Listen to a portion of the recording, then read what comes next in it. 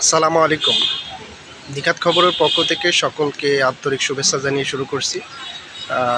সুপ্রিয় দর্শক, আমি এই মুহূর্তে অবস্থান করছি গোপালগঞ্জ সদরের লঞ্চঘাট স্টেডিয়ামে।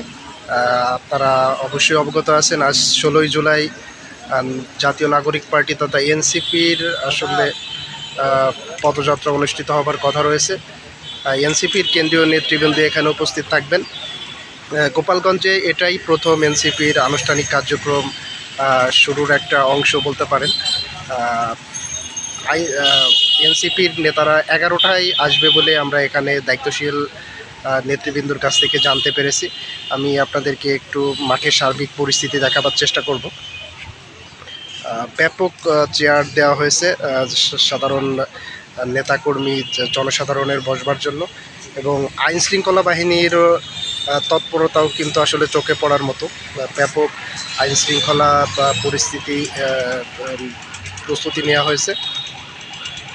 আসলে আমরা এখনকার মতো এ পর্যন্তই আসলে দেখাবার চেষ্টা করলাম। পরবর্তীতে যা এনসিপির কেন্দ্রীয় নেতৃবৃন্দ যখন উপস্থিত হবেন তখন আমরা পুরোপুরি দেখাবার চেষ্টা করব।